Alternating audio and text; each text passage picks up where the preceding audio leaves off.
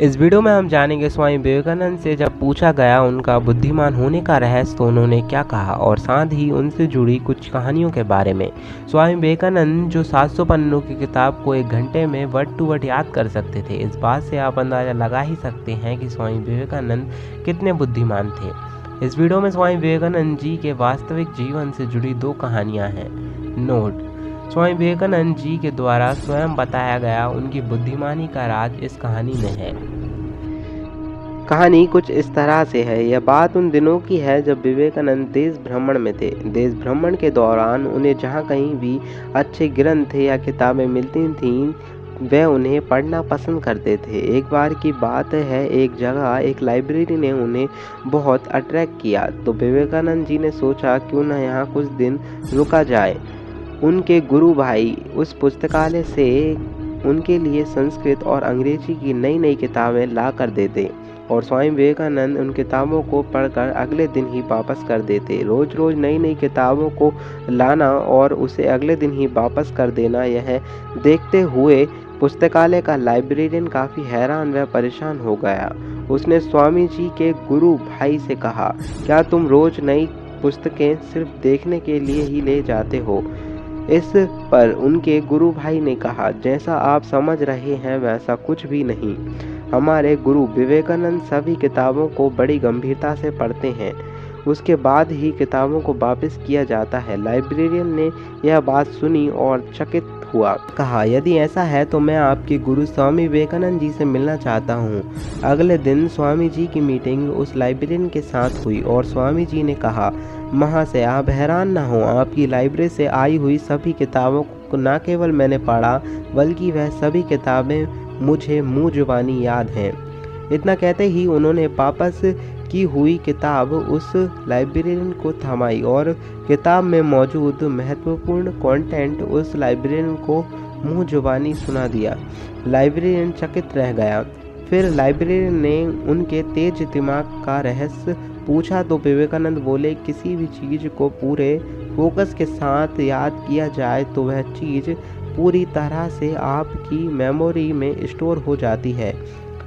आपका दिमाग चीज़ों को कभी नहीं भूलता। उसके लिए ज़रूरी है आपको आपके दिमाग की और मन की शक्ति को पहचानना, और यह शक्ति अभ्यास और ध्यान से आती है। और आप तो जानते ही होंगे कि स्वामी विवेकानंद बहुत ध्यान करते थे। उन्हें जब भी समय मिलता था तो वह किताबें पढ़ते थे या बहुत गहरे ध्यान में होते थे। दोस्तों, तो इस कहानी में आपको जवाब मिल ही गया होगा कि स्वामी विवेकानंद की बुद्धि का रहस्य क्या था। और दूसरी कहानी तो इतनी रोचक है कि शायद आप उस पर विश्वास ही नहीं कर पाएंगे। एक बार की बात है, स्वामी विवेकानंद अमेरिका से लौटते समय एक जर्मन फिलोसोफर के पास मेहमान थे। भोजन के बाद वह एक स्टडी रूम में बैठकर चर्चा करने लगे। वहीं मेज पर एक 700 पन्ने वाली बड़ी सी किताब रखी हुई थी और वह फिलोसोफर उस किताब की बहुत ही बड़ाई कर रहा था। फिर विवेकानंद बोले, क्या आप मुझे यह किताब 1 घंटे के लिए दे सकते हैं? मैं देखना चाहता हूँ ऐसा इस किताब में क्या है। और वह फिलोसोफर हंसने लगा और कहा, क्या आप इस किताब को 1 घंटे में पढ़ने वाले हैं? मैं तो इसको कई हफ्ते से पढ़ रहा हूँ लेकिन इस किताब को समझ नहीं पा रहा हूँ क्योंकि यह बहुत जटिल है, और वैसे भी यह किताब तो जर्मन भाषा में है और आपको तो वह भाषा आती ही नहीं। इस 1 घंटे में आप क्या कर सकते हैं?